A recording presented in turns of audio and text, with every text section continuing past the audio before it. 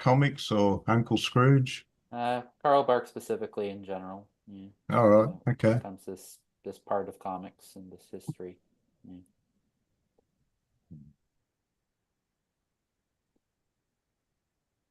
Yeah, I thought this volume was the best I've come across so far. What do you Pixilated think, Parrot. David? Oh, sorry, Matthew. Yeah, I was talking about the particular Yeah. volume we're reading.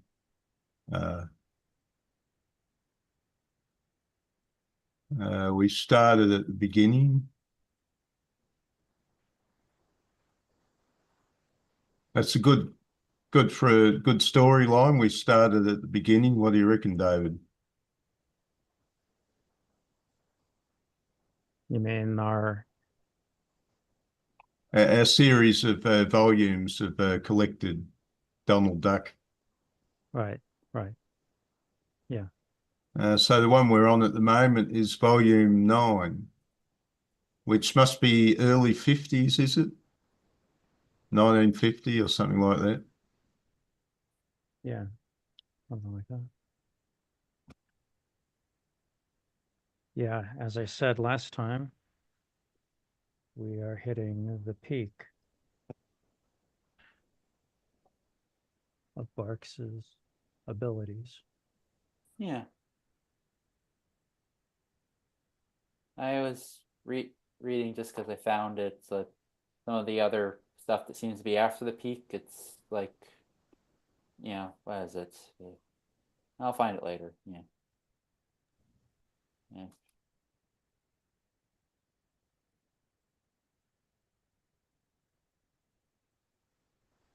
Yeah, I'll go look for it now. Yeah, it's no big deal here. I just felt there were a number of stories in this one which stood out sort of quite strongly. Uh,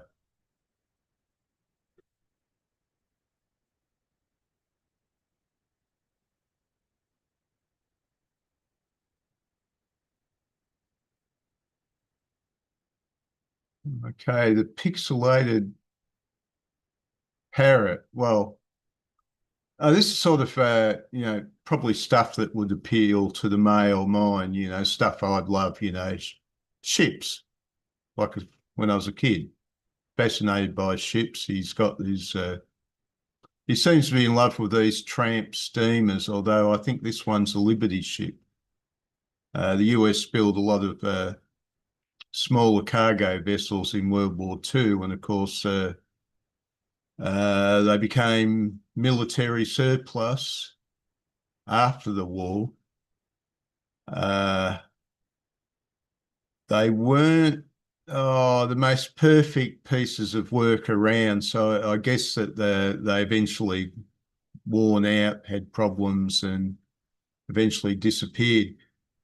But yeah, this seems to be a Liberty ship, which is a bit unusual. Usually, Barks would do a lot of tramp steamer, pre-war tramp steamers. But hey, look at this image here. Is just noting various details, which are probably there's probably stuff which is a little bit out of place, but it's just giving you an idea what goes on. They're unloading cargo on the pier,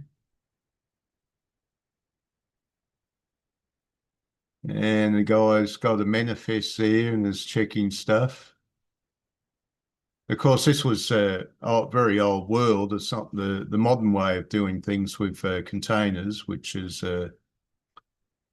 speed up the entire process. Anyway, they got a parrot on board that's counting all the bananas. So off we come with a sailor. We've got a dog face here. He's got a parrot.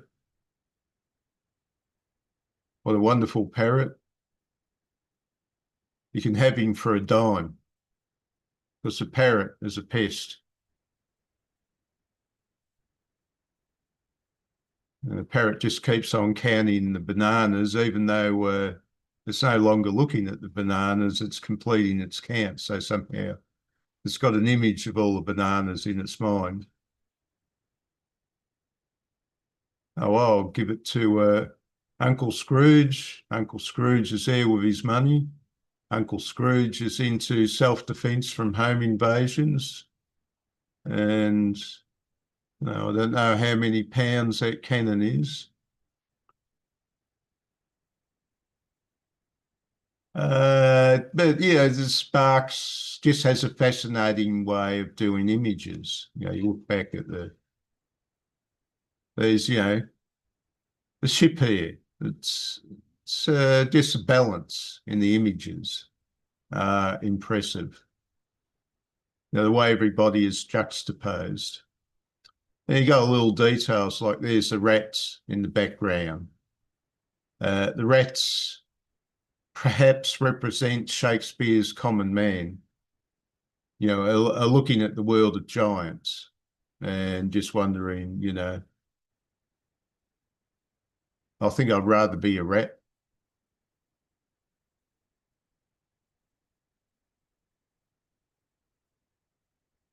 Oh, well, I figure he's going to give it to Uncle Scrooge.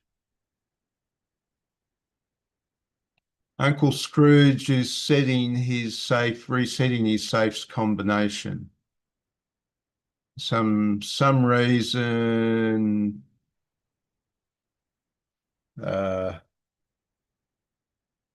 doesn't bother to retain a good memory of his new combinations. Set the lock, but the parrot does. The parrot retains a memory. The parrot saves his day. Then the Beagle brothers come in. I think this is a little bit before they're fully identified as the Beagle brothers, as they were often in the later series. How do we crack this safe? We've got a parrot. It's giving them the combination. So they steal all the money. Okay. When it comes to climbing out on the flagpole for the parrot, Uncle Scrooge will kick Donald out there. Now here we have a nice little image here of the poles shaking.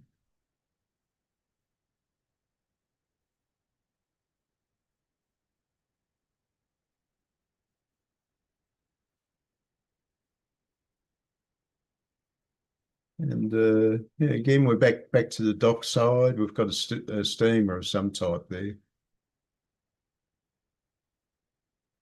Okay, he meets a fishwife who has a fish.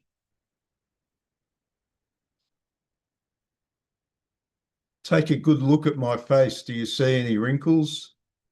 And Parrot says 21,760. Smart guy, huh? This is going back to a time when smart Alex would face violence. And we had a small interlude for a few decades when they decided smart Alex didn't deserve to get their heads kicked in. And we've gone full circle with Charlie Kirk, the smart Alec, who gets shot for being a smart Alec. So, you know, the wise guys are in danger again. As the Three Stooges said, a wise guy, eh? So we've gone culturally full circle.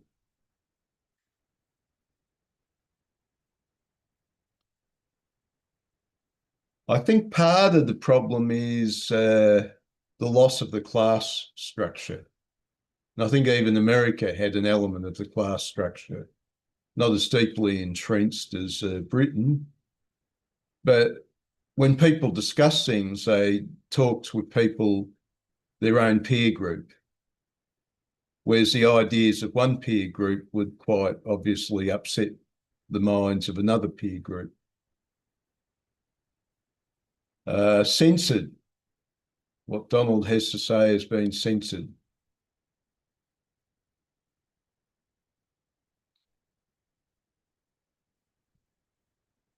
Okay. Donald falls in the coal. and the parrot becomes a crow. All right, he's met another dog face. That's right, the ship has sailed. There's a great little piece of work. You know, this is the sort of stuff which would delight me when I was a little kid. So you got the typical sort of tramp steamer, you know, sort of a pre-World War II design. Maybe, you know, Barks probably wonder if he ever took a trip on one. Maybe he was filled with the idea of the romance of the tramp steamer. It was the case at probably a rather high price. You could get a accommodation on the tramp steamer to take you to some particular locale when that was the only sort of trip available in the short term. If you had enough money, you could cruise around, go to various islands. Don't know how much they charge. Of course, we live with world travel, which is really budget on aircraft compared to what it was like once. Well, Donald, the typical thing for stowaways is to be put to hard labour. I mean, there's a lot of stuff here which would be upsetting to the current generation, but this was probably stuff that actually went on in the old days. So the parrot's going to start counting potatoes now after it's finished with the bananas. Okay, the parrot takes time out of being an accountant to fall in love with a hen. Okay, the hen snaps its, what snapped its, okay, it looks like the hen's, oh, she got a toucan or something to snap the chain.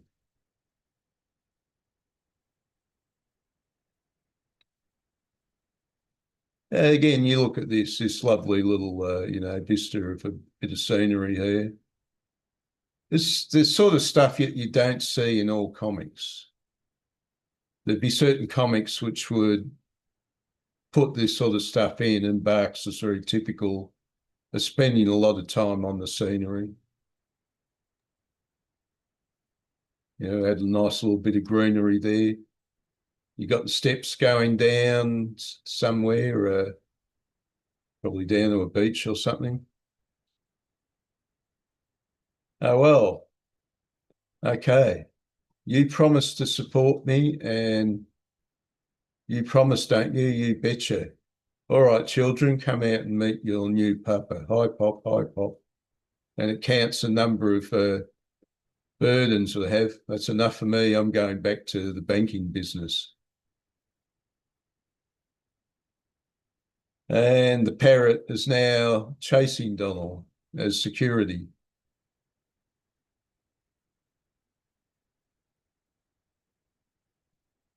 It's got the parrot. Okay, gives him the combination. He discovers he's been robbed. And the parrot's got the street the robbers are hiding out at. Finds him, they're splitting up the money. Calls in the cops.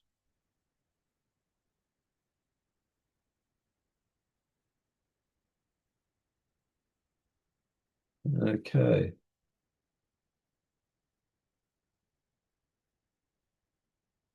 Okay, so Scrooge stuffs up again and forgets the combination.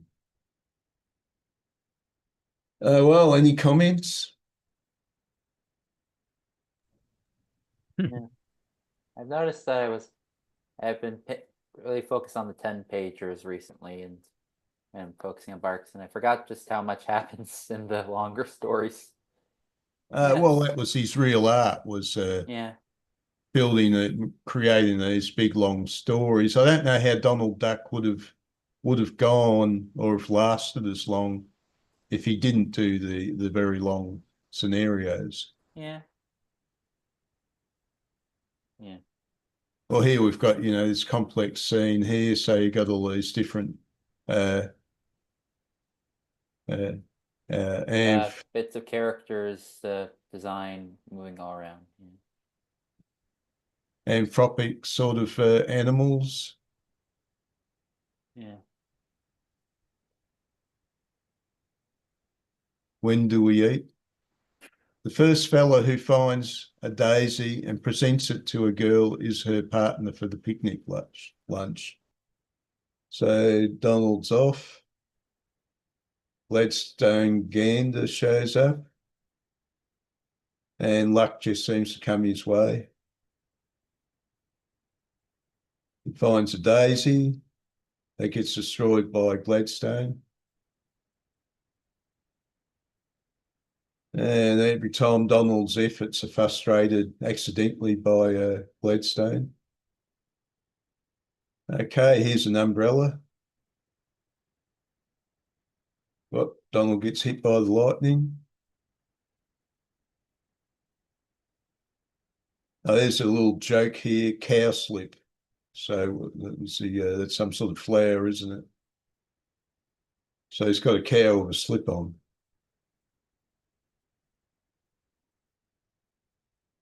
Okay, they've got a raging torrent. Gladstone Gander somehow miraculously found himself a gondolier with a radio.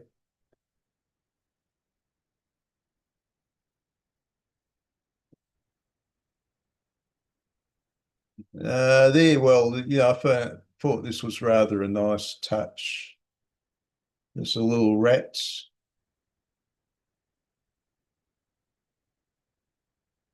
The rats that have found themselves a bottle.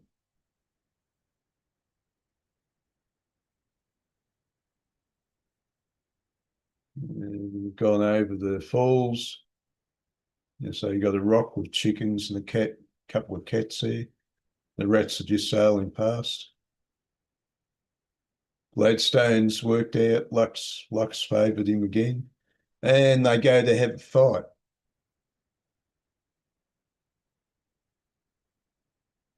Which somehow there's a message here. Something bad is going to happen to Gladstone right now. I took all I can take.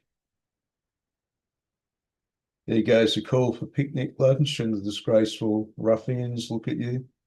I'll have neither of you as a partner. I'll eat with the first gentleman that finds me a daisy. Huey, Dewey, and Louie get to sit with Daisy, so this was short.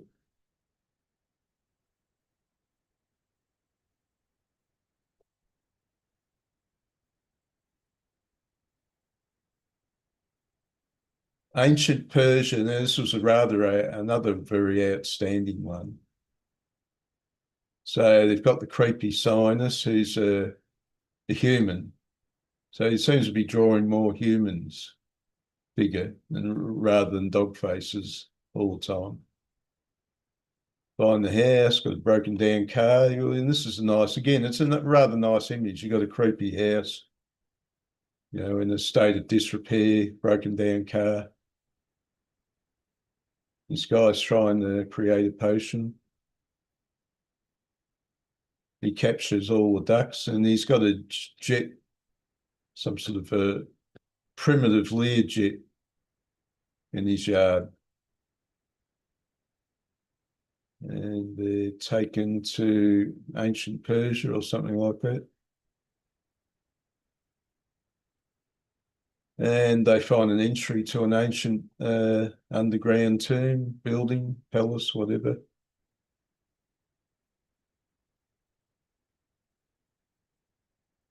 Okay, his trick is he's found a formula that can revive ancients that have been turned into dust.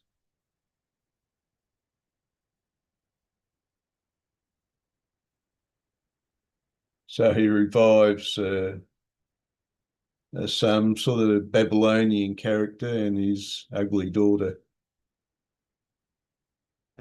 Again, this is another little nice image, he's got this whole, it's very sort of clean imagery. Like most cartoons, the imagery was pretty rough.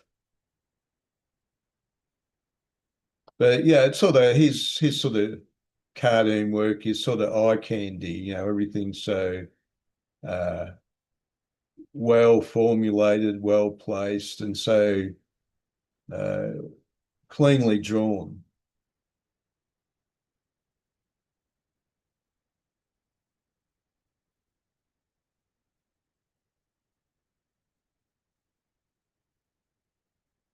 And of course, everybody here is what they appear to be. Their mind represents their uniform. Their uniform is revealed by their mind.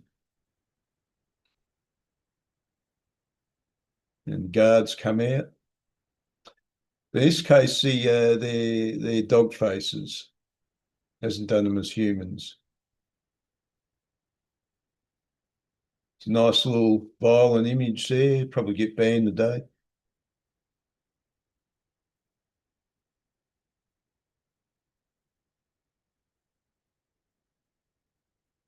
There you are. There's Donald is the image of a former fiance of the daughters. And they've revived the fiance, and he's a spitting image of Donald.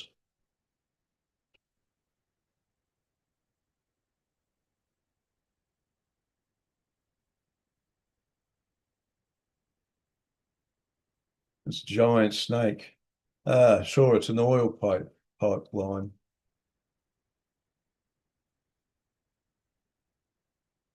And the sandstorm. Here comes the bride. Here comes the bride as the bride is doing somersaults out of joy. And Donald's brought in on a platter.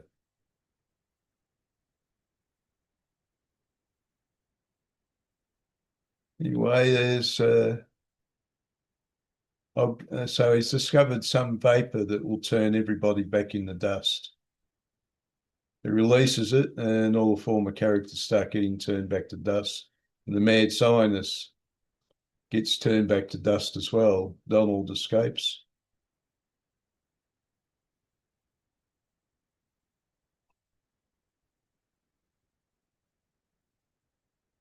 Now it ends up with Donald chasing the kids again in the often a typical scene. Oh, well, nice little scene. Got a panther and a bear in the car.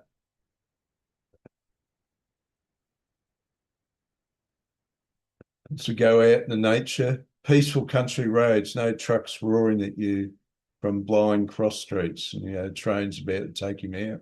No traffic jams, no noise. Got a little sheep going across the bridge. No wild-eyed road hogs crowding you onto the sidewalk, which the truck gets in the way. Imagine me fixing a flat at every corner of Wiltshire or Vermont. I like to take my life in I'd be taking my life in my hands, coming up against the coyotes and the rattlesnakes.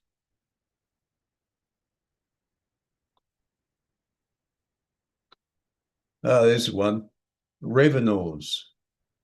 So they got the hillbillies. I had to look that one up. It means revenue people chasing the hillbilly for tax payments. And that was, of course, the hillbillies are famously the great holdouts that don't want to be bothered by government or anybody else in particular. Figure they're just going to live on their own plot.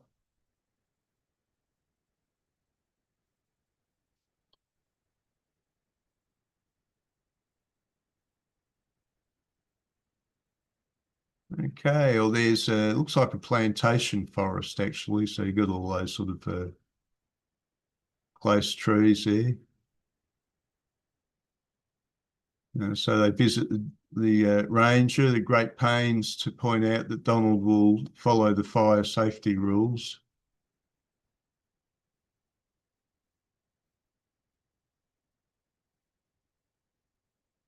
Okay, the troubles with smoky fires. He's looking for a pitch. He wants to get a picture of the stag, which would win him a prize, he figures. Anyway, meets a bad bad-tempered dog face.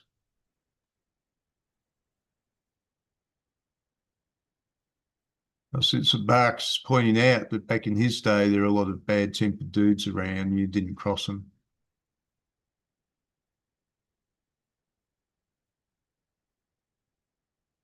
Okay.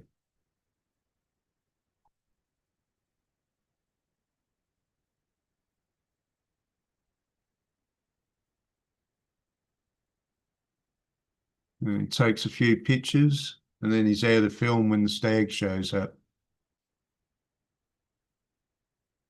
And the bad dude is not being very safe with his fire. An interesting effect for the bear there. It's the shadow is so deep here, it looks like it's got long hair or something.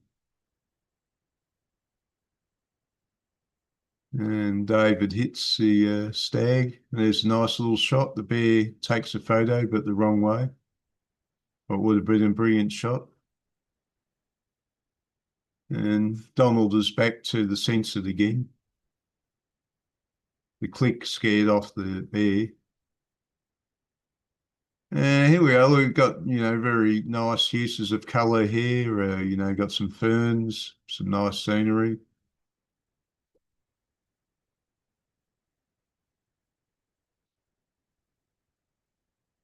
Running into the salmon jumps out of the water with a smile on his face. Well, what are you so happy about?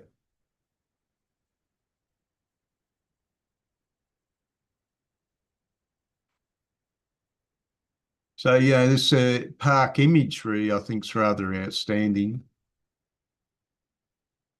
And I've got a squirrel here.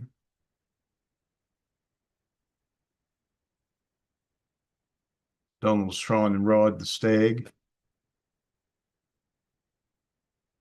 All right, the bad guy started the fire, steals Donald's car. Donald gets trapped there.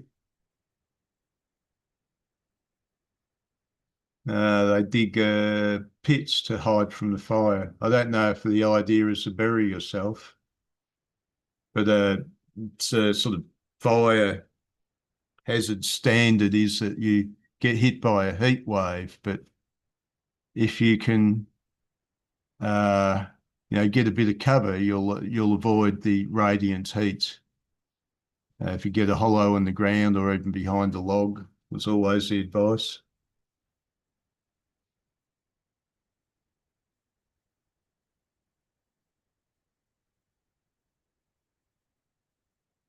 Well, there's the devastation. And the camera saves Donald. Reveals who the bad guy actually was.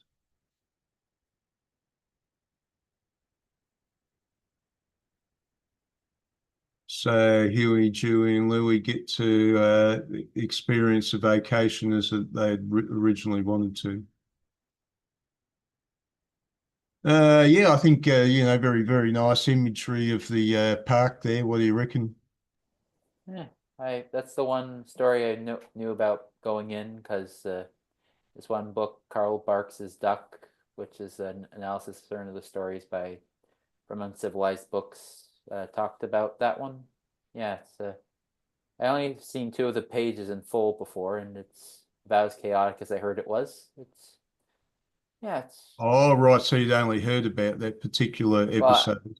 I've seen like there's samples of the art and panels, but like yeah, it's certainly more interesting than I was led to believe. Yeah, Yeah, I certainly. wonder what the commentary at the end has to say. It could be in here. It's Peter Schilling Jr., I believe, who was one. Yeah. Oh, Ken Pereira. Oh, so you've read something like this commentary, have you? Yeah, it's like a book, a short book of things like this, where it's all by one person. I just find it. Okay, the extra long vacation time affords Carl Barks an unusual luxury. A full height introductory splash panel page Normally, Barks' full-page drawings were limited to the covers, quick hit gags composed to be easily and immediately appealing, but it takes a while to drink in all the details in our opening splash of Vacation Time. Our eyes are funneled down from the wild beast through the centrally positioned car, all its wheels aloft, then down the waterfall over the edge into the whirlpool and back up the rickety bridge about to be crossed. Its perfect visual lead-in to the second page's equally imaginative string of one-panel jokes, which poke ironic fun at the perils of city life.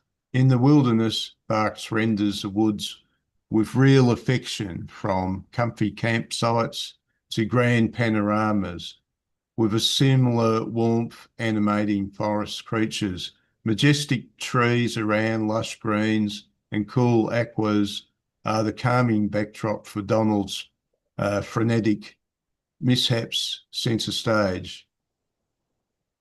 Into this basilic merriment, okay, that's a word I'm not too familiar with. I guess you'd know it, would you, Dave?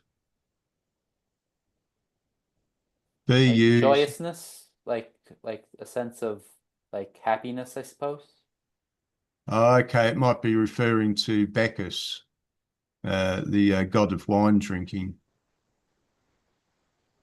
Bark slips a true viper, one of the most heinous villains in a long line of memorable bad guys. He goes unnamed, as if nobody special. Likewise, his initial rudeness and poor diction can appear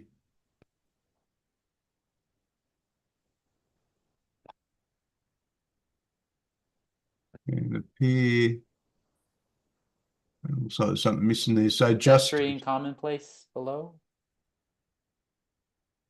Is that it? pedestrian commonplace until at least he starts muscling Donald around. The early indifference that casually flicked match establishes merely a baseline for his disdain, a contempt that grows to include murderous disregards for others. So we've got a mean man here. You know, some people, they have experiences in life which are dissatisfying and they discover their limitations, so they get very mean, which is something that hasn't been so common until recently. But back before World War II, such personalities were quite common. Prior to World War II, people, in a comfy place like America, don't realise that people were struggling a lot more to live back in those days. Uh, As a wild photographer, Donald may play the buffoon. When it comes to fire prevention, he is all business. His knowledge of smoke jumpers' last-ditch survival tactics saves the day. While the unthinkable has been avoided, what has been lost is crushing. Over his long career, Barks presented few panels as woeful as Donald's initial sight of the smouldering landscape, in which he manages to convey both a survivor's relief and genuine grief. Afterward, the ducks traverse the wasteland, trees are charred stalks, the rivers run brown, the ground smokes, and the sky is streaked with plumes. The guilty party is ultimately exposed, thanks to the evidence that Barks, ever fair to his readers, has hinted existed within the camera at several points earlier in the story.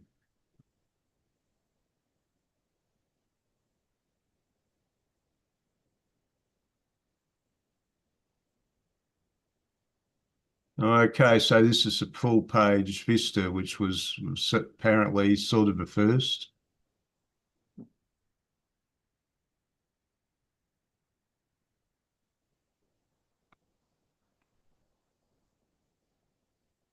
And then a number of panels here.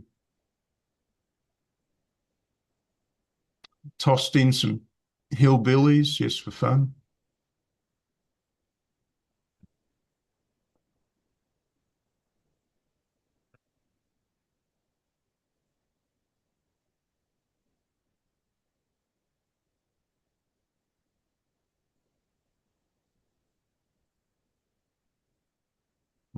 Just a sec. Back in a sec.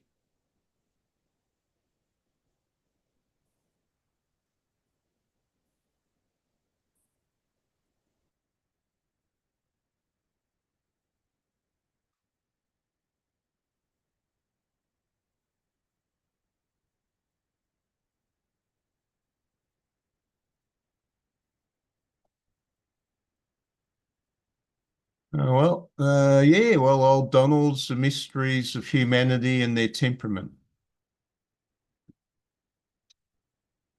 Not every person is a nice person.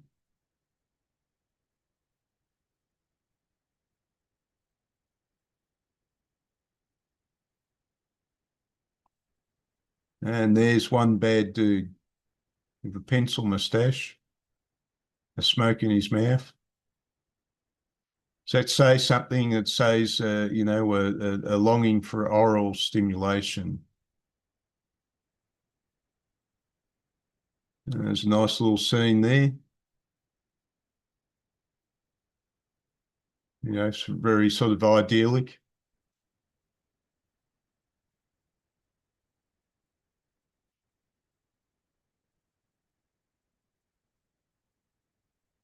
You're getting a very rich panel here with the ferns.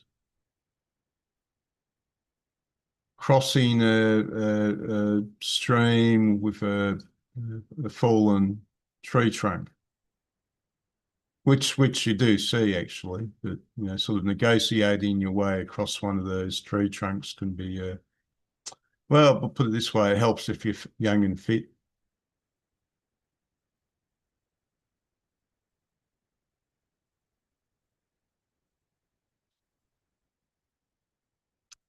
Things that just come out of the blue. The guy can grab his camera with the fishing line. Hey, you again. Bit of a fight, so he comes off bad.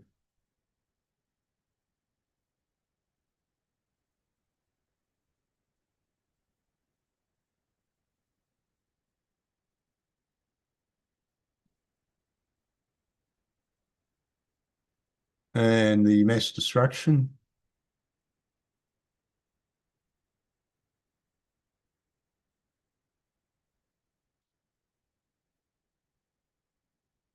Say Polly wants a cracker. This parrot isn't moving. Go fall in go fall in the lake, you blankety blank, stupid bonehead. And the parrot repeats that. As that was a short, and we'll get back to a long. Gus Goose. Now, I do know people like Gus Goose. People that are really fat and so much that they can't move around too well. I knew one guy. There's a big guy. They were struggling to fit him in the car.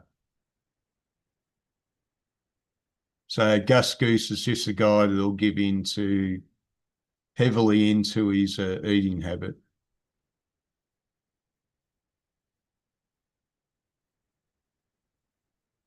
And lives in a world of his own.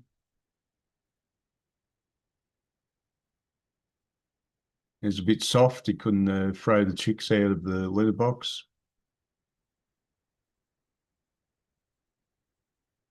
Now, this is interesting. For all you new agers out there, what's this? A car? What type of a car? Not a hearse. What is it? It's like one of the earliest cars where the wheels are more like bicycle wheels and all that. Yeah. No, this is an electric car. Oh. This is an EV. Hmm. One of the early ones that were there a century ago. I think around the time of World War One to the 1920s, they sort of more or less went out at the end of the 1920s. But Grandma still has an electric car, and this is with no interest in the future of electric cars whatsoever. But this is a Definitely. case where grandma's got a car which is the enormous age of 30 years old at the time, like it seems to be that, in the 1950s, there was just so much, before the 1950s, there was just such rapid change that we haven't experienced. Like the first four-wheel cars appeared early in the century, uh, became commonplace by the 1920s, and went through a great amount of progress until, you had the much heavier vehicles. But yeah, this is an electric car, and you can see it's probably based on some real model. In this case, the batteries and the engine are in the back.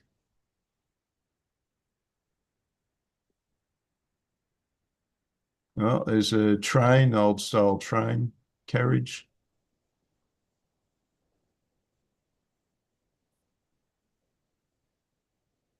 Oh, well, grandma's favourite thing is washing behind people's ears and dirty necks and stuff like that. Farm fresh eggs, and they've got is that a rooster? It doesn't like the eggs being taken. Oh, there's a hen.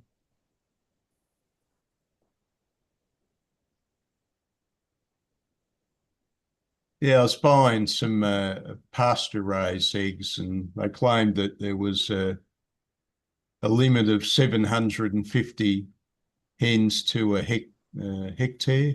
Well, you don't use hectares in America, do you? Yeah, hectares about 2.5 acres. So each hen has a square 1.3 square meters of land to cover these particular eggs I've got. I'm Canadian. We use kilometers. Yeah. Oh, all right, cool. So you're using meters in Canada. Yeah. Yeah, one Canadian I was talking to online says, the Americans rip off people because they're using Queen Anne gallons, whereas when Canada was using imperial, so the America was using the older standards than the ones the British created around the time of the Napoleonic War. So they created a heavier ton and a heavier gallon.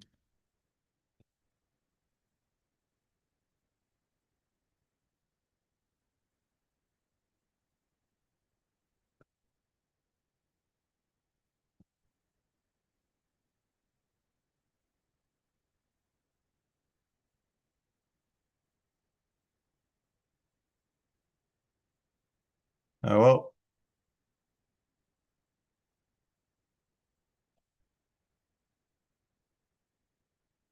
Ice cream, our favourite. We can have two dishes apiece.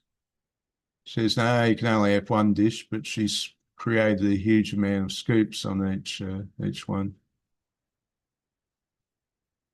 Oh, they're one of those fairly ancient stereo viewers.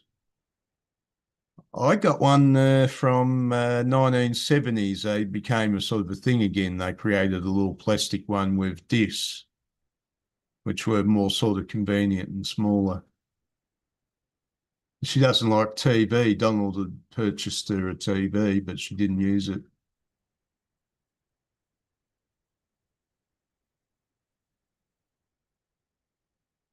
And he raises his hat for her.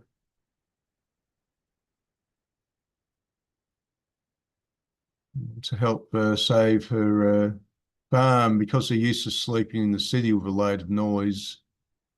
They create a load of noise with the wind vane.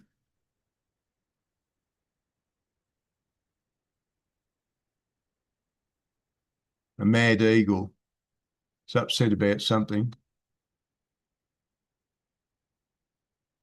And Donald's out of the frying pan into the fire when he leaps up and finds he's gotten into the eagle's nest.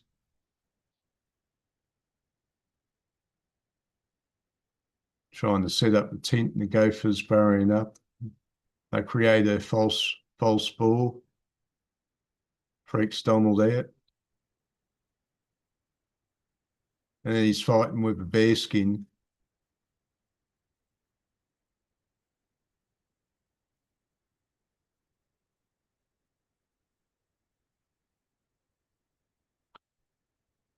Well, they both got bear skins on. Now, here's one of these large vistas again. So a river going through a city, it looks like a bit like New York or something like that. And he's got the tramp steamers again.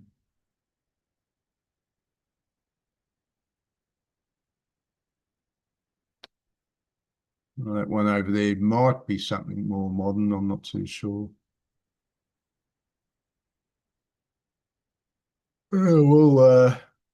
Uncle Scrooge has had a magic hourglass where the sands have stopped working. And he was just using it to time his eggs. Yeah, there's you got a warship in the background there. So, you got a port. Okay, Donald, Uncle Scrooge is giving him what do you call it again? A lemon bait, which is more trouble.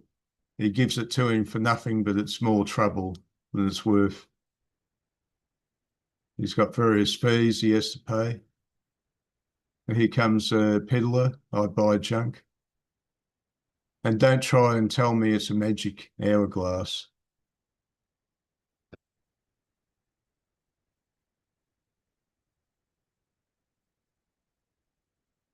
Oh, how do we try it? Shut our eyes and start walking. It'll lead us to some buried treasure and something maybe. This is the silliest thing I've ever done. Into the water, get stuck with the sharks. Sharks get knocked out. He ties them to the boat and uses them as power. So this is one of these great scenes again. He's on the high chair, cracking the whip.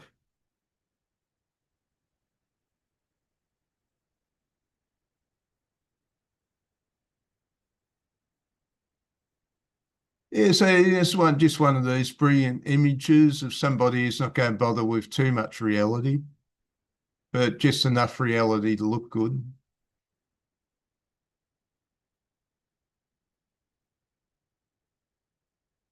All right, his business empire is collapsing. He's gone Elon Musk after he got rid of the magic hourglass. So here's a nice little scene. He's made his way to Morocco. So we have this scene here of a Moroccan seaside town.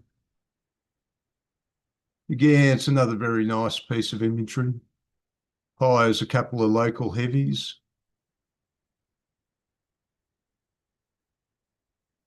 Torturing Donald for the location of the hourglass. And then we've got all these silhouette images here. Okay, they've met, this is a human face this time. So they've met some Arab has got a camel train. They have to find their way to the special oasis, which has got the special sands which can recharge the hourglass. So he hires them as camp guards. And they getting shot at by somebody, but they're going to try and find the hidden oasis. And they discover that the oasis they're at has a hidden passage, which will lead to the other oases. So we got something like Alibaba and his 40 thieves set up in this sort of cabin. He's found the magic sands. They know the value of the magic hourglass.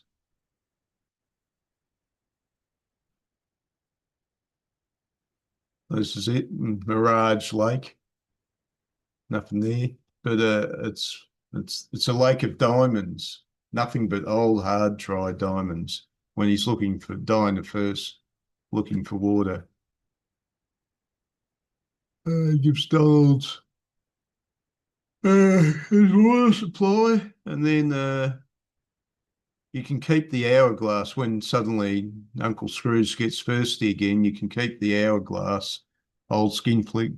We're going to give you a drink of water.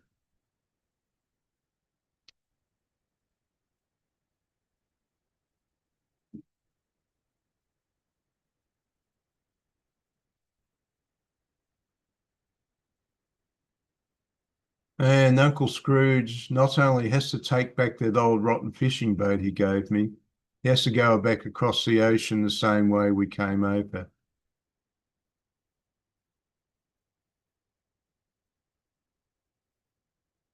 Oh, well, here's a carnival train or circus train.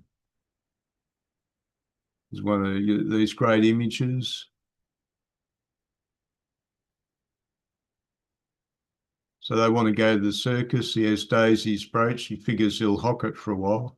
Well, here's just this great scene here. So we've got the cats chasing him because the brooch has a fish smell on it.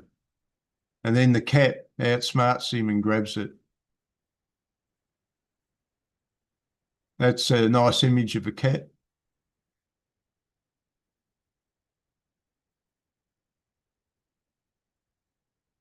He's lost the brooch over the side, but Daisy comes looking for the brooch because he's going out that night.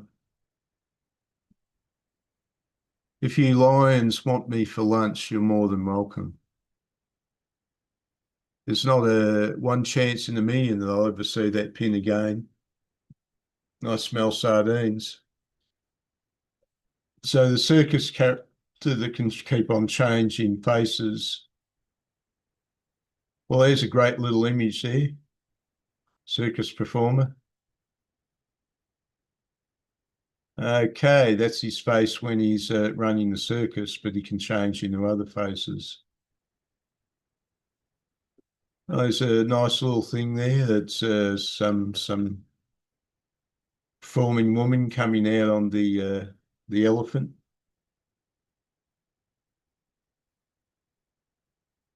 Spoons, Anderson, MacDonald into a clown. The other guy's turning himself into various disguises.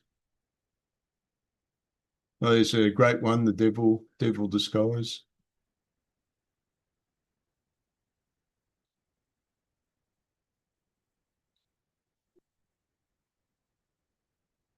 Human cannonball.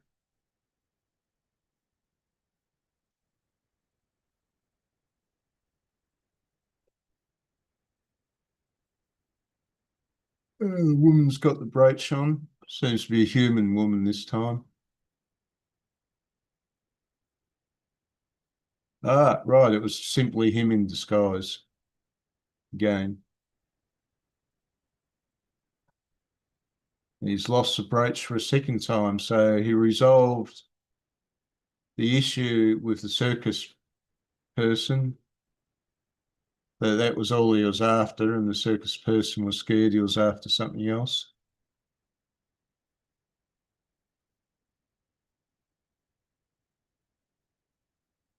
Okay, he's explaining to Daisy all the things that happened with her brooch.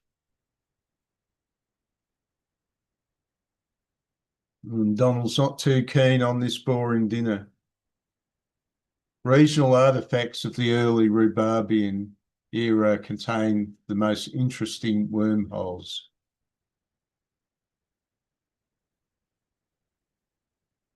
Ah, right. Ye old joy shop. Toy. Oh, sorry. Ye old toy shoppy. We got all this stuff last year. We'll write Santa and said he can take it easy this year and not give them anything. And then they see a Meccano set.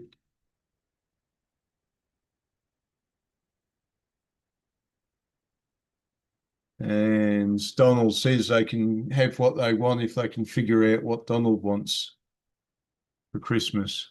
And he's not letting on.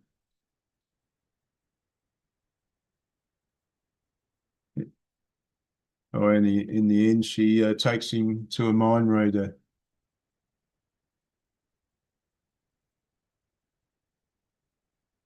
Okay, Ms. Duck, hi, catch on. Hi, catch on. Now, Mr. Duck, you come sit here. I can look into your eyes, Look, don't blink. See if you have repressed desire. Here's is something you want. Look into my eyes, and you can see that the eyes these thing you want. Okay. You monster, you fiend, get out of my house. I am insult.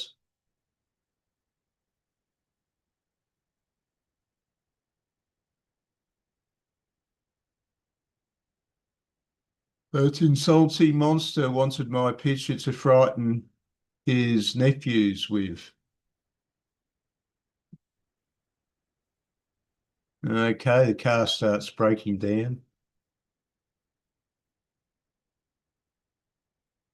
So Huey, Dewey, and Louie go around convincing everybody to buy him a car.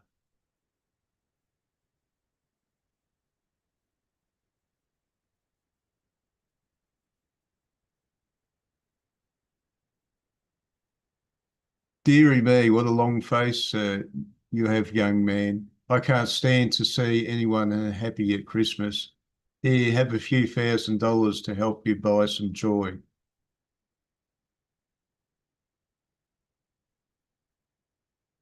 Uh, Good son Gander's got luck again, so buys a car for him and Donald.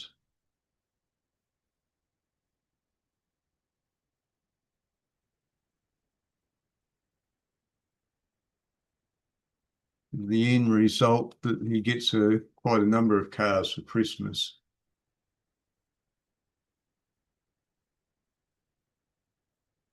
And the kids have build a sort of a monstrous piece out of the Meccano pieces.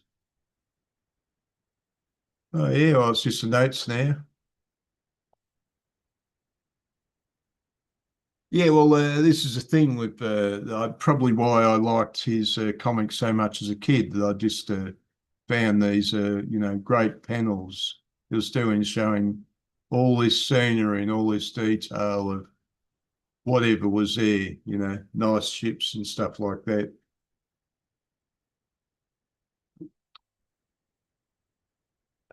So, what do you reckon, Matthew? Mm. I feel like I wanted to read this, and now I'm glad. I more so want to read it, but yeah. Where was I? I didn't prepare the sentence. Uh, I wanted to read this book more so than I had the chance to. I thought I wouldn't have the time. I didn't realize it was so few stories. It's certainly Carl Barks at his peak. I've been reading some of the later stuff because that's what you can find easily here.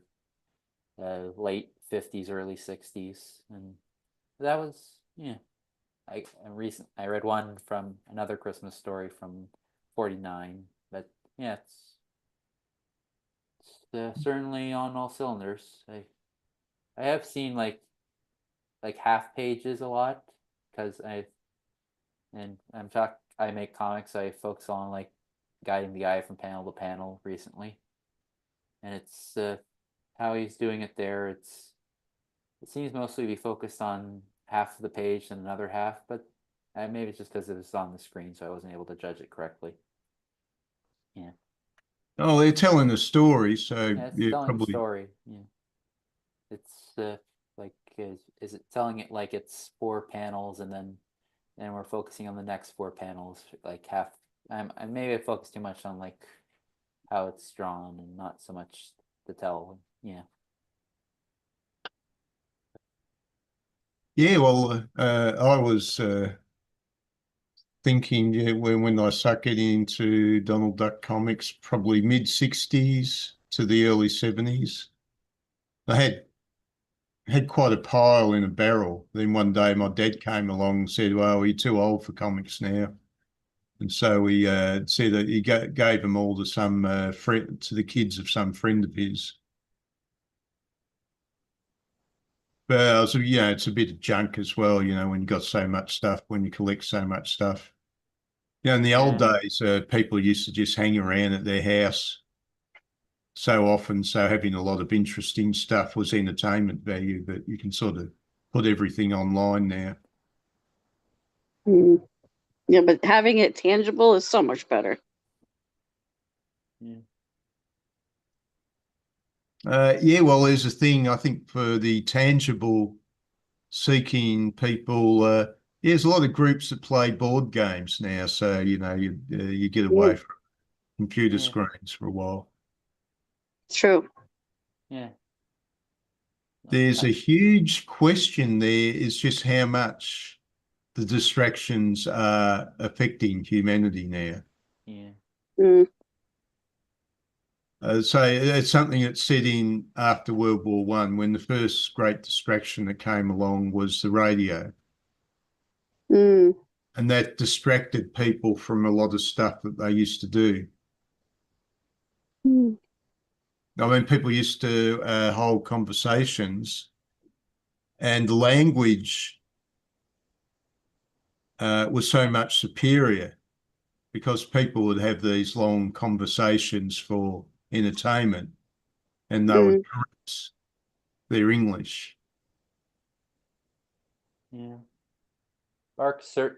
Circling it back to Barks, he certainly enjoyed language quite a bit, verbal stylings and all that. Yeah, well, he was coming out of an era. I was reading something. I think the population of the US in the year 1900 was about, they say, about 75 million, mm, and there were 1 million hobos. So mm. 1 in 40 of the male population was a hobo, an itinerant worker wandering around looking for work.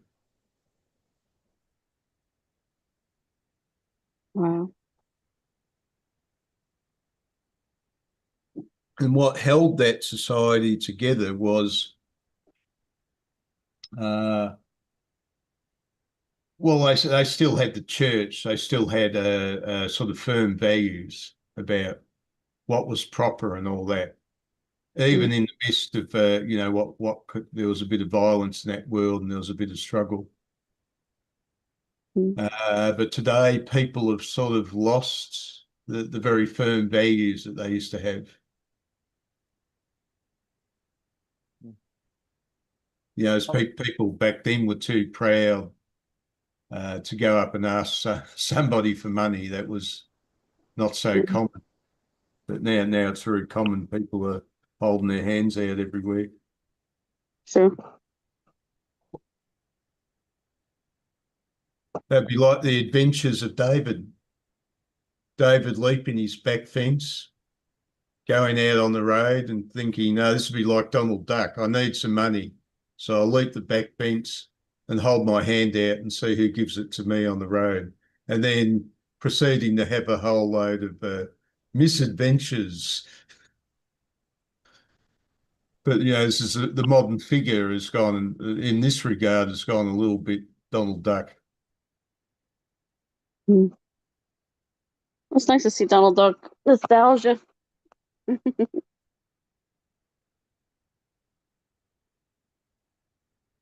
Yeah. Well, I don't know. There's certainly something about Donald Duck which just drew you in. He was a little bit, he's a little bit kinder than the darker characters he met in his world, but he could have a True. bad temper in that. Yeah. So I'm Certainly not. an ornery folk character with a lot of determination in Barks's version of the character.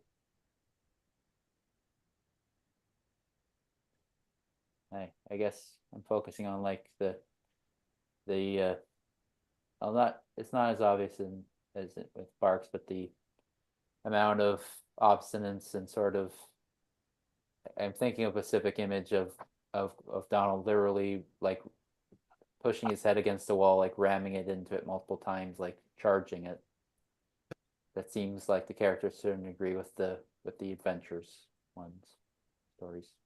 Well, there's sort of violent action, yeah, where the exaggerations of violent behaviour. I expect there are cases of people who will go and literally knock their head against a wall to create a pain to divert themselves from their mental pain.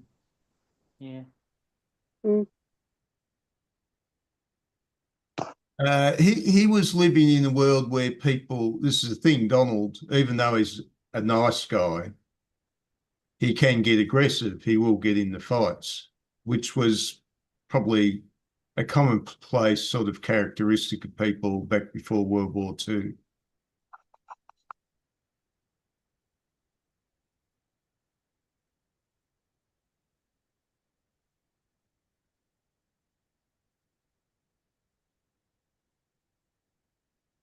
Sort of the grand adventure. So these were very sort of masculine adventures as well. So, you know, for a small boy, they're sort of great stuff with just great scenery and slightly wild ideas put down.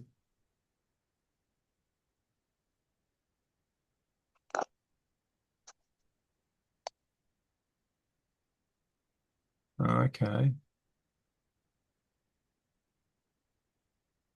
Okay, Matthew. Oh, wave goodbye. Oh, Okay. there we go. Yeah. I'm in Australia, Melbourne, Oh, okay. Australia. So it's morning where I am. Okay. Oh, Nice really? to meet you, Matthew. Thank you. Might catch up with you next month when we do another Donald Duck. Yes, the early stuff. Right. Yeah. Yeah. Well, I haven't seen any of the stuff after the 1970s, really. Yeah. Well, I meant like I think it's the first appearances of Scrooge and those characters. Not that. Like earlier than this. I mean, that's what I'm saying. Yeah, Scrooge sort of showed up and he was a rare character and then he became more and more common in the Yeah, I guess. stories because he could have a crazy adventure, which was something to do with Scrooge's money. Yeah. Scrooge had the money to move things and make big things happen. Indeed. Anyway, Yeah. yeah, nice meeting you, Matthew. Catch you Yeah. another time. I'll be looking forward to it. Goodbye. Bye. Bye. Okay, the Comics Journal. One helmet to rule them all.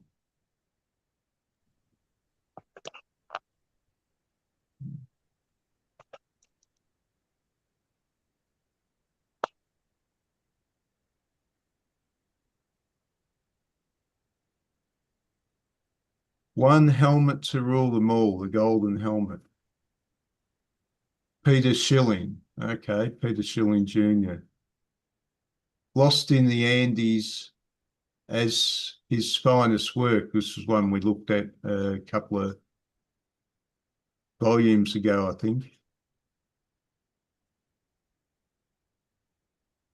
Golden Helmet is one I think I remember. I think, oh, that might have been one that we did.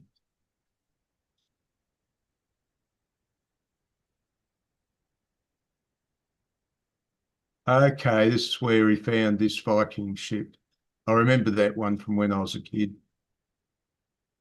Oh, right. We haven't done this one yet. Okay. This is a future one where he finds another Viking ship. Hmm. I'll make people wear meters on their chests, and every breath they take will cost them money. So this map of America gives him the right to own America. And Sharky here, without even looking at this, I remember his name, Sharky, the lawyer. I suggest that you sue anybody for millions of dollars in damages for your disappointment, sir.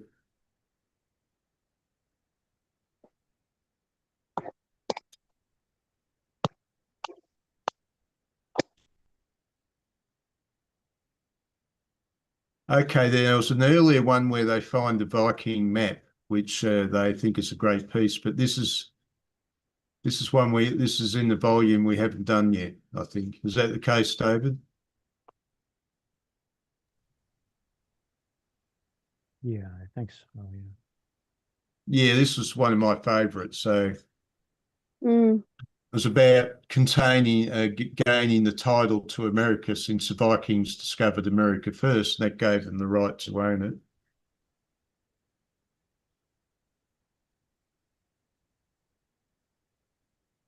And yeah, whoever claimed the golden helmet was king of America. mm.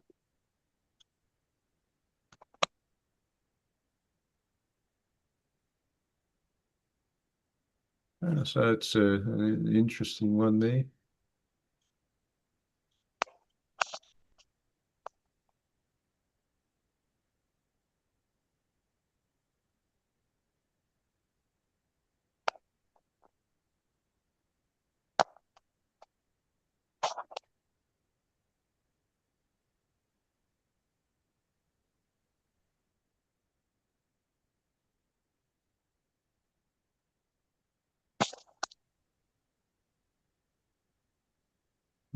Rightio, rightio. So criticism of Donald.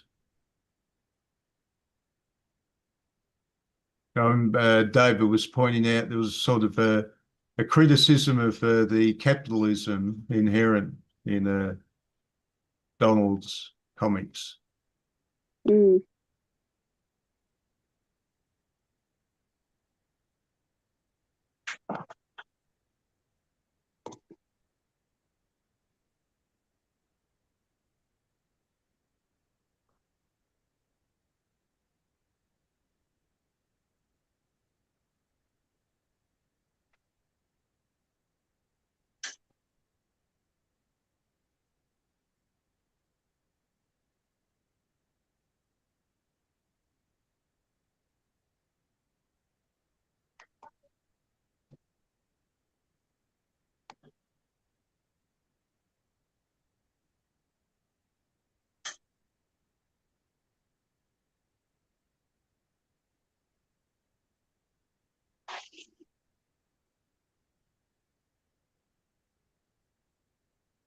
Well, I guess I said a bit of what I've had to say. Yeah, it's probably stuff that I didn't think about when I was a kid, but I was probably pretty strongly drawn to the quality of Barks's work.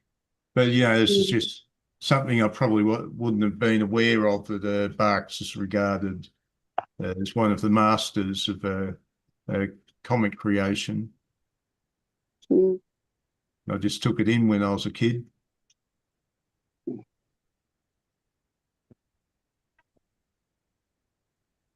Yeah, I haven't seen comics like that in a long time. I figured I'd check out what you guys were chatting about tonight. It's also 10 o'clock here where I'm at. It's been a long day, but I was like, "Oh, let me see what you guys are talking about." Oh, rightio. So you're more on the East Coast somewhere, are you? Yeah. What time is it there? I'm in Australia, so it's midday. Oh, wow. Australia. Very cool. Okay, so rightio. So you're 14 hours behind me. Yeah. Uh,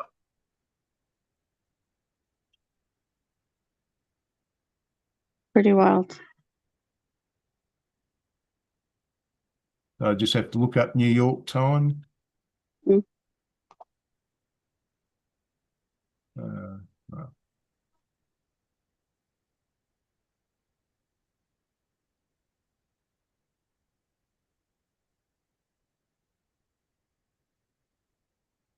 New York time.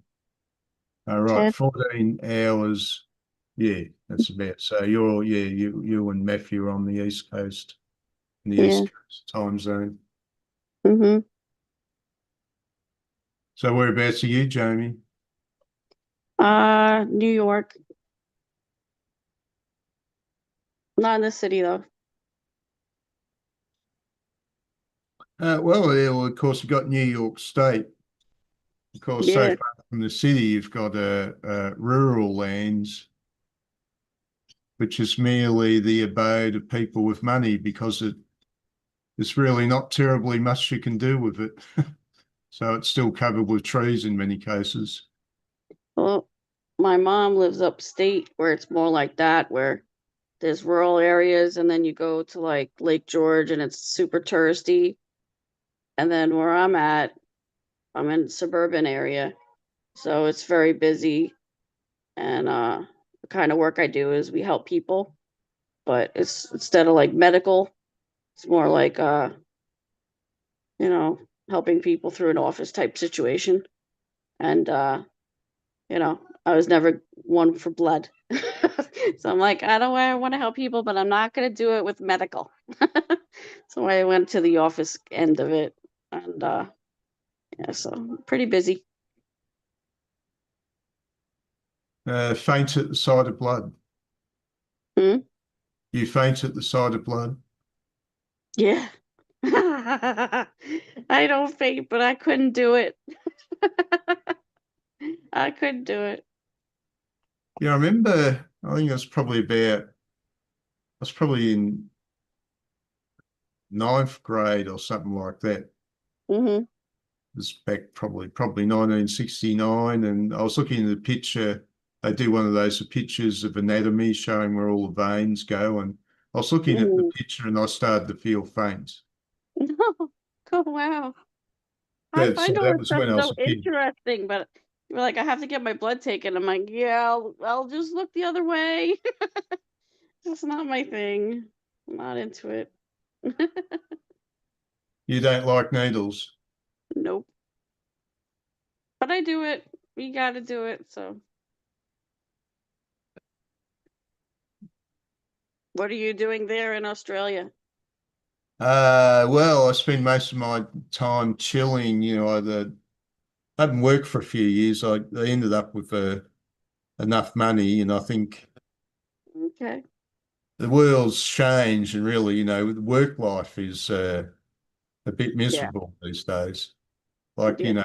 I was working, say, back in the 1970s or the 1980s. Mm, Compared to what it's like now, the workplace was almost pleasant. yeah. But they really tighten the screws these days, trying to squeeze everything they can out of people. Yeah. They want 2 to 3 people's work in one person. It feels like that. I don't know if Mhm. technically that's the case, but that's what it feels like. Yeah. Yeah, that's what it feels like. But it's not possible. So you just go into work, you do the best you can, you leave.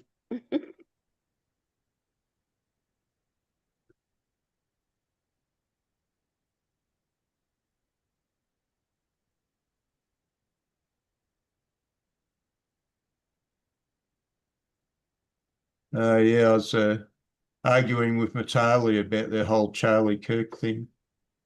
That's been pretty big.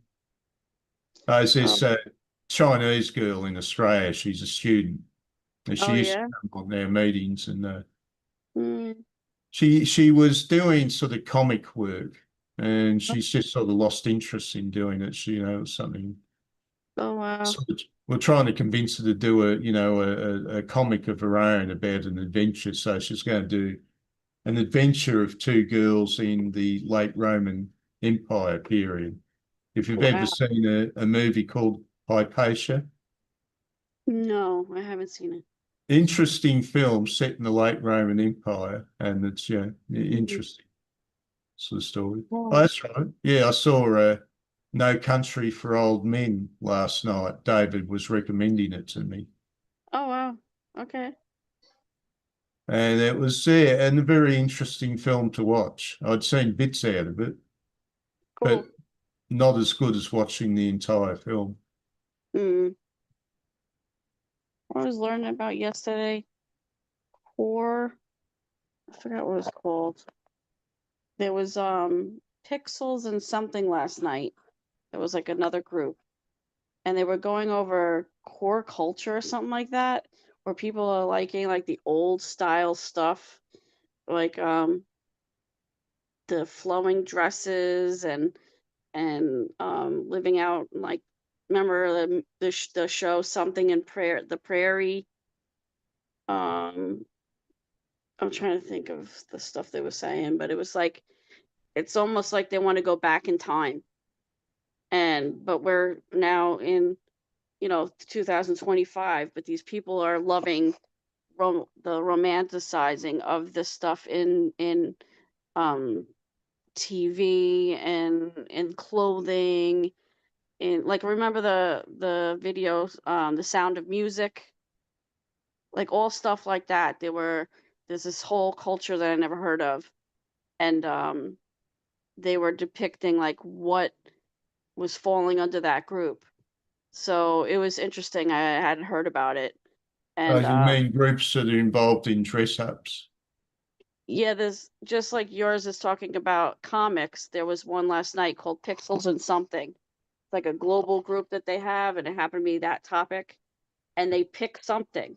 So they were talking about all the books and the videos and clothing and stuff that reminds people of the special culture called, I felt like they said something like core culture, something like that, where it's like talking about when things were simpler, you know? And it seems like a lot of people are gravitating to that, or like watching movies about the olden times, like more relaxed, more quiet times than we have now.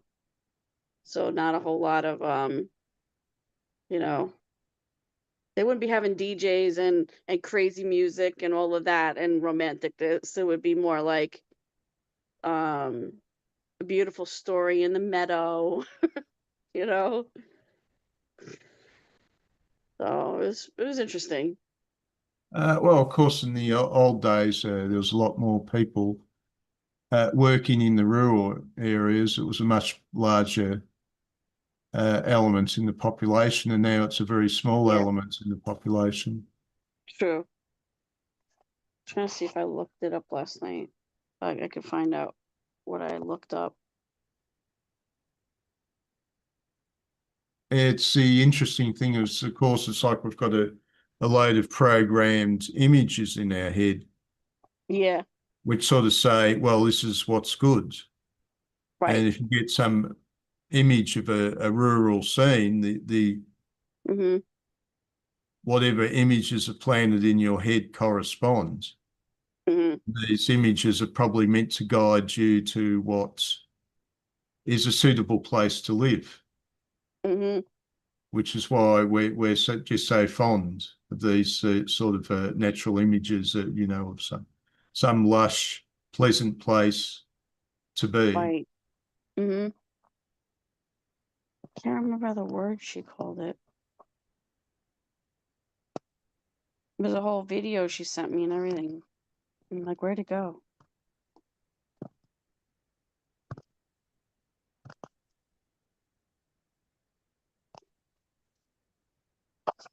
What got you into studying and going over things to do with comics? It's Uh, interesting. David's. Yeah, I Oh just yeah. joined this group. Matalia suggested I join it. So I've been sort of going with it ever since. That's I'm a pretty bit cool. interested in stories, and comics are a Mm-hmm. way of getting into stories that I haven't read, where I haven't read the books. Like we're doing Mm-hmm. Lovecraft, Okay. the horror story writer, and I thought, well, people are always talking about Lovecraft. I remember years ago. So what's he all about? I know a few of Mm-hmm. his stories now via the comic books. Conan Mm-hmm. the Barbarian. I was in a science fiction club back in the 1980s, and the Mm-hmm. other dudes there were sort of reading the Conan books, and I thought, well, what's all this about? So Mm-hmm. we're doing the comics at the moment, which in That's some cool. cases the comics directly reference the original books. In other Mm. cases, not. But I Mm-hmm. quite enjoy the Conan comics. I've got, that's remarkable how I didn't think I'd find them so enjoyable. Uh, Yeah. Oh, that's great. I just found it. It's cottage culture. Never heard of it cottage before until culture. last night. Cottage culture. Apparently, this whole thing that they're doing, studying it, and then they compare like what movies and genre and stuff. It says cottage core books, movies, TV shows to feel all the springtime vibes. This lady was going over it. So like you did where you showed a clip of it, they showed different videos or things to read about it. It was interesting, so I learned something new. Man, with you guys, I got to see an old time Donald Duck. Well, pretty cool. Yeah, I saw a friend sent me a newspaper article, and they were talking Mhm. about how, they tear down old houses and replace them with something plainer and ugly. Mm, But, some of these houses that say were built, let's say, 120 years ago. hmm And of course, they're not as efficient as modern housing. They're harder to heat and stuff like that, but they're interesting. You've got these weatherboard houses. mm, They'll have little artistic things, like they'll have sort of stained glass windows on the doors or mm, by the side of the doors. And so pointing out there's some warehouse where they go and try and save these particular articles from being destroyed. In right. case people want to build new houses with this, this quaint work, this Yeah, quaint that's workmanship.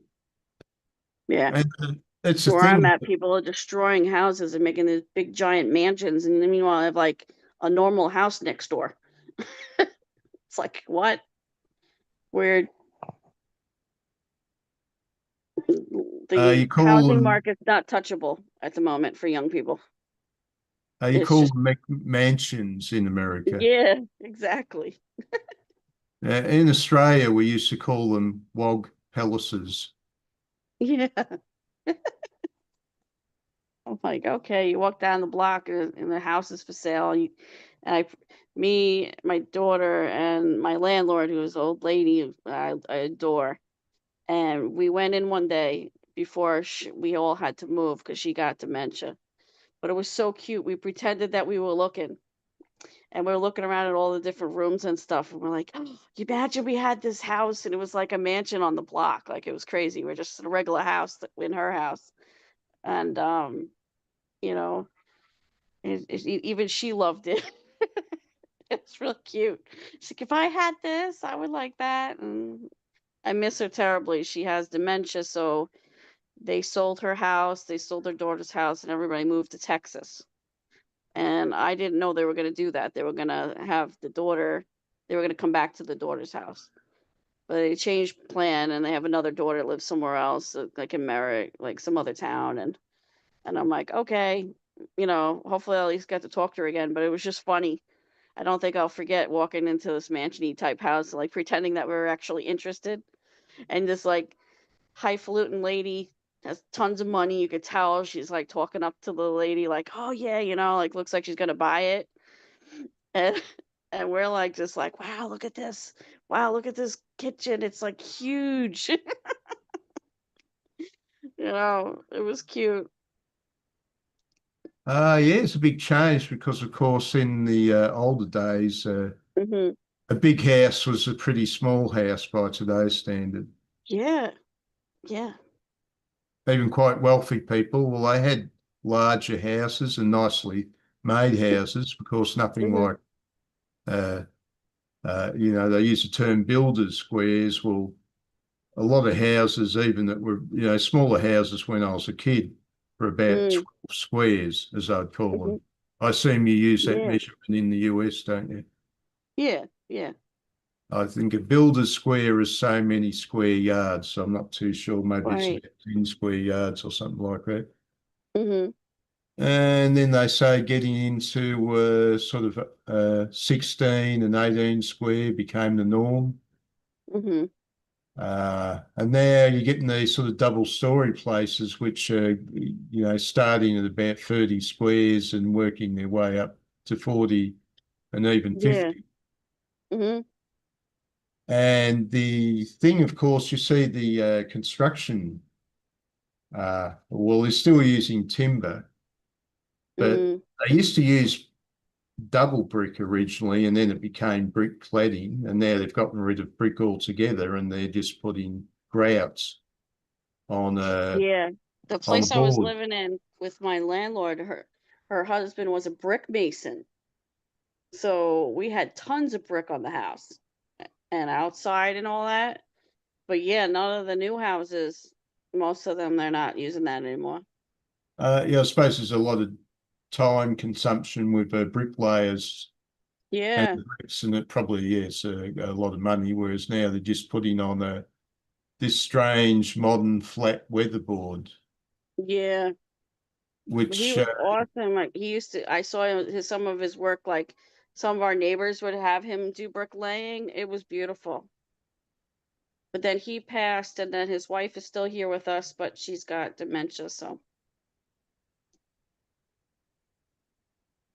and these modern places are efficiently built, hmm and if they're low maintenance, probably compared to these older buildings with all these features and that on were perhaps a bit costly in mm, maintenance. true. I don't know how long these new structures are going to last. So they're starting to use hmm steel for the frames and that now because wood's becoming too expensive. Oh, okay. You know, there's a lot of stuff being made now. hmm Yeah, it's a curiosity because I remember, how much a house would cost. Like in 1970, a small house in Melbourne was 12,800, and the Mm, male minimum wage was about $40 a week, right. which was worth an ounce of gold back then. What? Really? Yeah, yeah, the basic wage was worth about an ounce of gold in 1970. And now, of Wow. course, an ounce of gold would be at least 5 times what a basic wage would be in America now, if not more, in some cases, 10 Mm, times. And wow. I used to think, oh, gee, the houses are so expensive now. The houses are so Mm, expensive. The houses are so expensive. mm-hmm. I was doing all this study, and I suddenly woke up one day that I had the glasses on the wrong way around. What's really happened Mm, is real wages have fallen enormously. yeah. Yeah. So the houses are actually the same price in gold as they were in Um, 1970, if not less in some cases. mm, Yeah, I was just looking at, so like, for a small house you probably got something close to a quarter acre block mm-hmm. divided by male weekly wages. So it was about 320 weeks' wages for the cost of a Mm, house. wow. Which at the time was expensive enough. So about, 6.4 years' wages.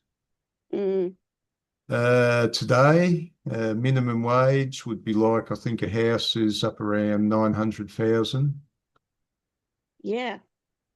Some in regular Australia. house is like not even that huge. Or 500,000, 600. I think her house went for like at least 800,000. So the Yeah, I next was looking in Australian dollars, which are less than the American dollar, of course. So mm, an Australian house would probably be going for about 600,000 US, a fairly ordinary mm, house. But yeah, 900,000 today against the minimum wage divided by 950.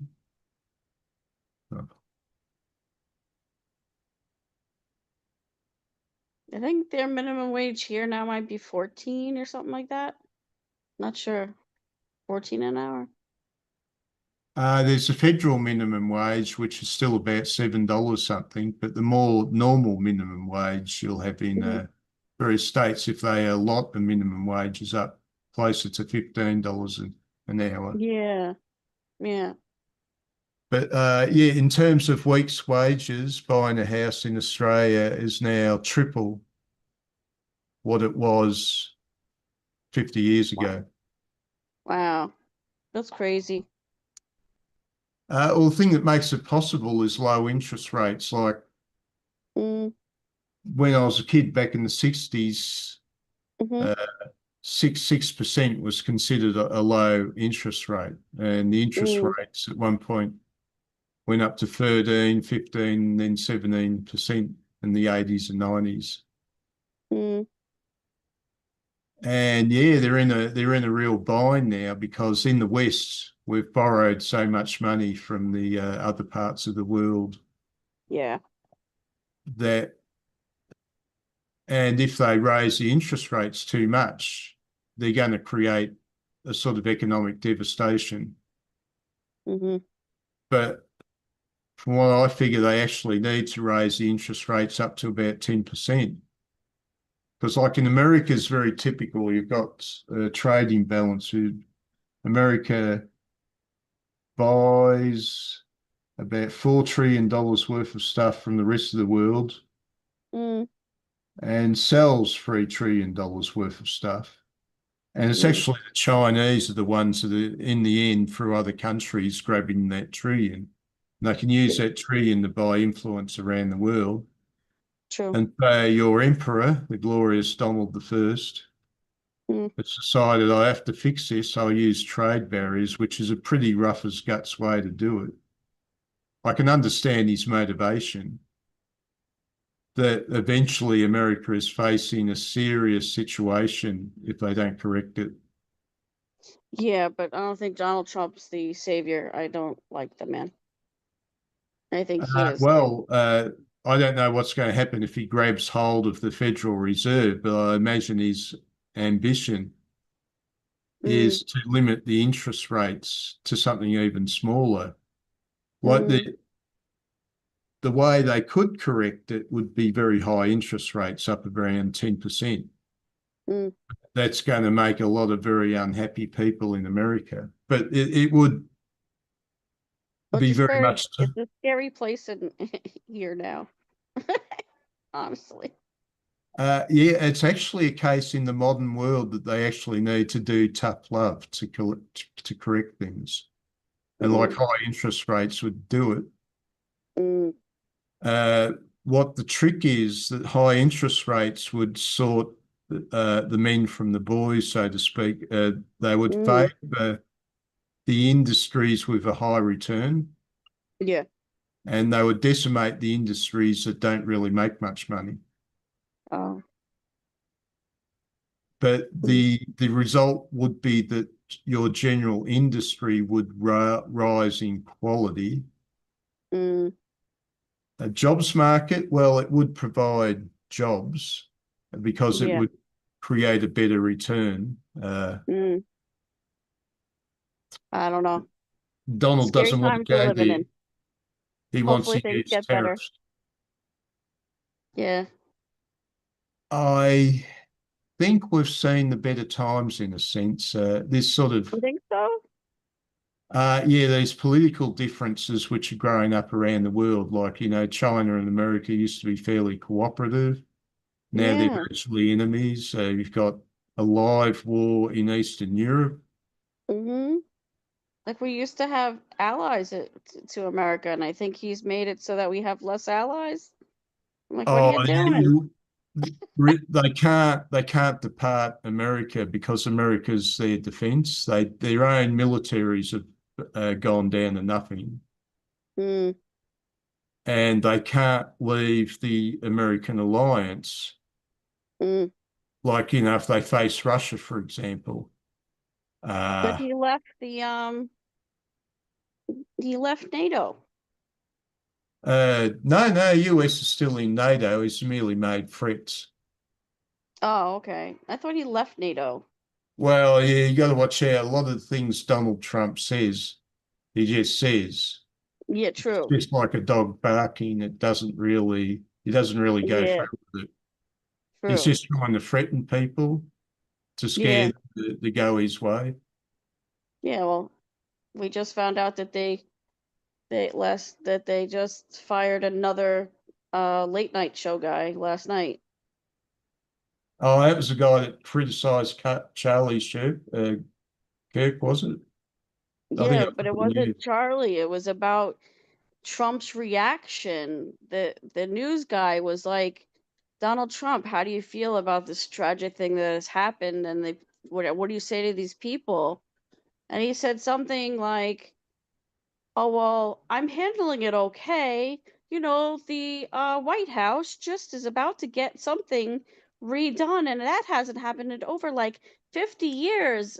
So Jimmy Kimmel was making fun of him, and he got in trouble for that. And he did blame the people who are MAGA, whoever they stand for, that he was saying that it seems like um the person who killed this man may have been on that team. So the people didn't like that either.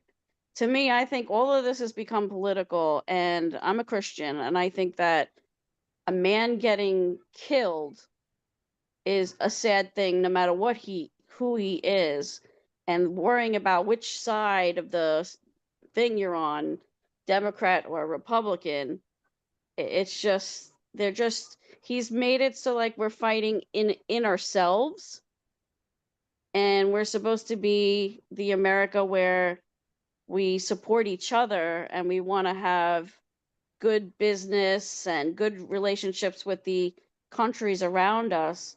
And I think he's doing more infighting.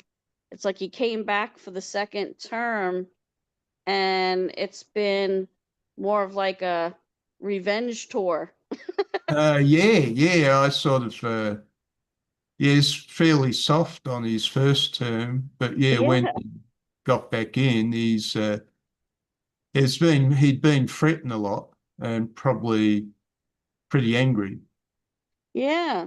So now a lot of us don't agree with him. And then there's others I see that do. And I'm like, but we don't all have to be enemies. I don't have to agree with. I didn't even know who that man was until I was taught. I heard about him. I don't like to watch a lot of the news because it's very depressing. And now with the phone, you get alerts constantly, and I'm hearing everything that's happening. And I mean, somebody showed me a clip of that man dying point blank without even giving me a heads up of what they were showing me. They showed me a video that they didn't say, "Hey, this is going to be upsetting. You going to be able to handle this?" They just things are so desensitized that they just said, "Hey, look at this." And I go, "Did I just see what I think I did? That this man got killed point blank and it's on my phone? Like their phone?" And then they took down the clip. And then they have like a lot of clips that show not as much. But whether you Yeah, agree I with think I that man saw or not, the clip. it's You saw this long stream of blood coming out of his throat. Yeah. yeah, and he's left. He's a young man, left the wife and kids, and it's horrific. And the man stood very much for Trump, and he said that he was trying to, from what I gather, he liked to have opposition where one would talk about what they believe in, and then he would question people what they believed in. And so I don't think that I think you can disagree with people without being so hateful. And I don't know what's wrong with the young man that killed uh Charlie Kirk, but obviously he had something going on with him. You don't just hate somebody and show up and start killing them, and then your own father Well, has they to give said you he in. lived in a gamer's world, so he's probably a bit out of contact with reality. Maybe that's definitely Ariel, what you want possible. to say? Well, they said the his father's a sheriff, and gave him in. Yeah, that's right. Yeah, well, the father realizes an enormous risk to the rest of the family. But yeah, it seems Yeah. like they'd had differences before. Oh, really? Yeah, Yeah, I want to know he more was about the on because person who the did it. family was all MAGA, and he went the other way. You see, so Oh, I see. Ariel, you didn't want to say anything, did you? Just that we're I don't know if I guess people don't realize that the United States is in a culture war, and the Mm. government's been weaponized, Schools have Yeah. been weaponized. Universities have been weaponized. And so what Charlie Kirk was trying to do was as a representative, of the right, he was going into a lot of these left-wing radical universities and saying, let's discuss this. Let's discuss our Right. differences. Let's debate them. Let's have a Yeah. conversation. Because when you stop having a conversation, then we're lost. We're really lost because this is exactly what happens. People start getting Yeah. assassinated, people start getting canceled and things Yeah. like that. And so that's what Charlie was trying to do. He was trying, especially young people, Yeah, I because saw I that. think a lot of our young people have been brainwashed into Yeah. radicalism, which is obvious with Tyler. Yeah. Yeah, definitely. I totally agree with everything you said.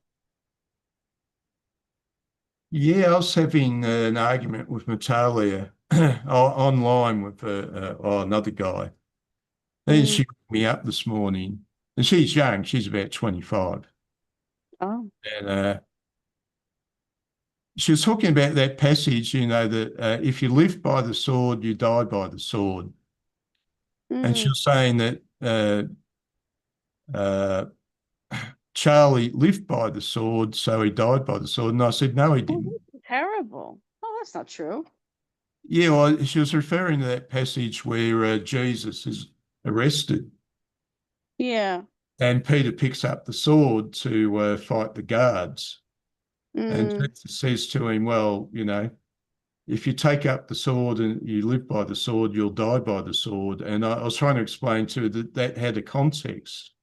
Mm. At the time, there was Jesus and his movement, but Right. there are other movements, like there was one called the Sicarii, which were like terrorists. And their Mm. method of getting rid of the Romans was upfront violence, the sword. Right. Whereas Jesus was using the word, he Yeah. was arguing.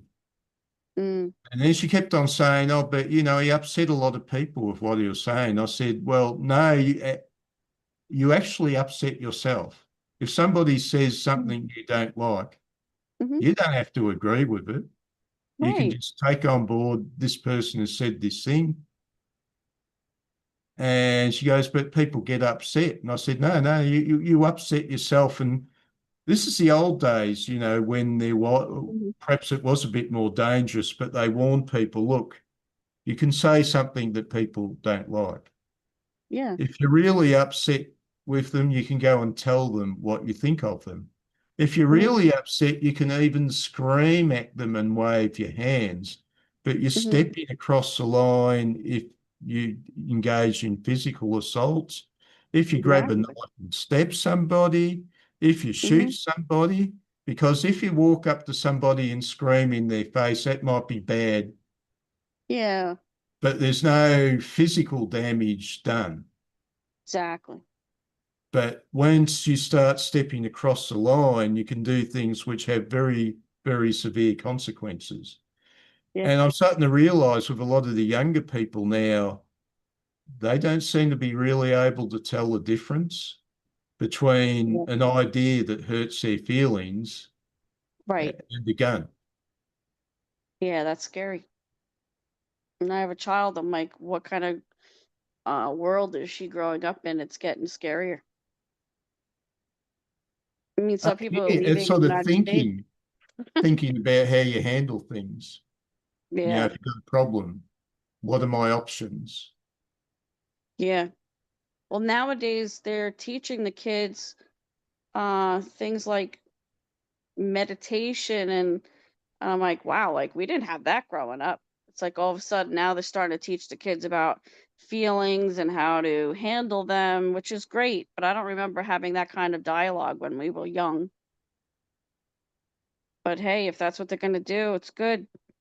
Yeah, There's well, a when I lot of was a kids kid, that are angry or sad or and they don't know what to do with their feelings.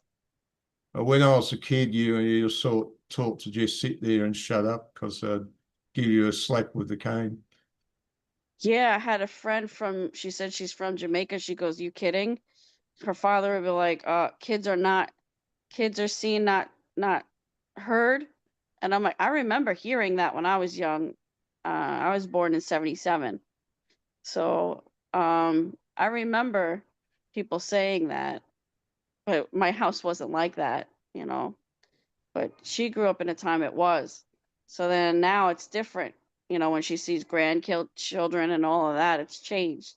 But back then she's like, oh, and it was, you know, a more stricter time. You wouldn't see kids talking back to their parents. Like we knew what the roles were, their parents, and you know, we lived out a lot of our time was spending outdoors and not staring at screens. I think the biggest thing we had was like Nintendo TVs coming out, you know, we had like the first computers or whatever, but nothing like now. I'm like, I like to take my weekends and take my daughter out, you know, but they come Yeah, home. well, back in the 80s when I was young, I guess the only stuff was Yeah. radio and TV, Mm-hmm. and video recording was just coming in. So video recording. Yeah. I thought when I was a kid, I was gonna have to walk around and buy those big giant video cameras, you know, and now look at us, we got phones that do everything. I can capture every moment of my child on my phone and videos. You know, I thought I would have to have all these things. Who knew? Yeah, well, that's the thing. Yeah, you can take fairly reasonable photos with your camera Yeah, these days. You don't need a specialist camera if you're not too fussy. yeah, Like, sort of the Instamatic sort of snap picture cameras. Well, your hmm phone can do better than them these days. yeah, So yeah.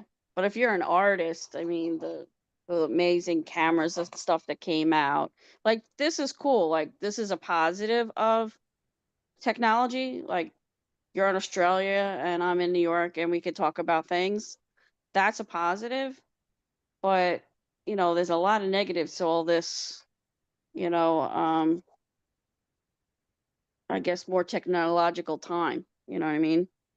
People are so focused and addicted to the digital stuff. well, Like I stimulation. like to read, I like to listen to audiobooks because like say I'm working and I could do two things at once.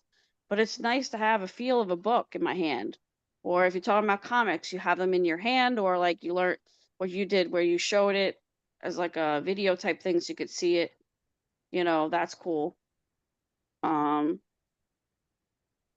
but I think a lot of people don't like to do those things like, you know, back in the day, like I went out, had a picnic, you know, went to the beach, was quiet, you know, go for a drive up to New Hampshire. You're jumping in the lake. It's different, you know. The I kids now they remember. don't get it. They're like, "What do you mean?" They're like, "You have to make a play date to go see your friends. So you have to like make an appointment instead of just we went outside. We went to go play." If you're bored, you just go up to their house and say, you want to Yeah, play. knock on the door and say you home. You know, so it's funny. So there's Oh pluses yeah, and well negatives. the other I wasn't such an extreme kid, but the other kids would get up to stuff like, they go and knock on people's doors, just to say, oh, what's home, it's all fake. Or they'd go Mm. up to a hospital. I used to throw, Oh, you mean like the pranks? yeah, they used to throw apples at the hospital door, and they used to call her the Really? mad nurse who used to come out. Whoa. Actually, this is a weird one. They wanted me to go and do it. And I think the one time I did it, Yeah. I went up to the house. I knew I knew the guy there, and he was really friendly, but his wife was, she didn't like nonsense. She gave you, Yeah. the very sharp sort of look. Mm. But the weird bit was this was the mother of that pop artist, Rick Springfield. Oh, really? Yeah, I only lived Wow. about two doors from him when I was a kid. Wow. That's cool. Yeah, But then that you used to did that see, Apple thing to their door?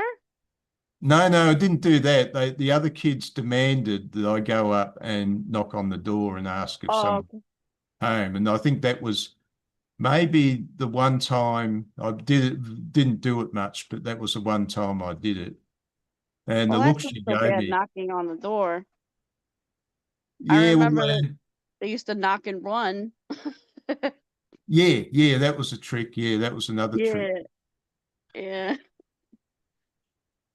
And yeah, Rick Springfield's dad used to have all these, really great stuff in his shed, like, those expensive dinky toy cars and ones that are Mhm. rare collectibles and stuff like that. Didn't see much of Rick Springfield. I Wow. saw him once with his brother and then, maybe wandering around the streets occasionally. I didn't know who he was. He used to have these noisy parties. Used Oh, to drive wow. me nuts. So I used to scream out in the middle of the night and say, I want to get to sleep. Yeah, So he's playing all this loud rock music, yeah. but he'd You're pretty like, much cut it out, you're keeping me awake. disappeared to the US in the early 70s. I think the last time I saw him was in 74. He was just wandering around the street looking rather Yeah. depressed. Oh, He's got a video on YouTube oh, about his dad dying. oh. Because I remember his dad as well, which is a funny thing. Mhm. Anyways, might as well time's up, I think. Got other things Yeah. to do. Oh, it was get Yeah, great to nice meet meeting you. you. Your name's Jamie, is it? Or Yes. And nice to meet Ariel as well. Yeah, nice meeting you. see you Thanks. later, Ariel. Yeah. I didn't get to really Um, talk to David, but bye, David. It was yeah, I'll great to catch be you on later, here. David. Maybe I'll see you again. Okay. Sounds good. All right. Have a good night. Take care, everybody. Good All right. night. Yep.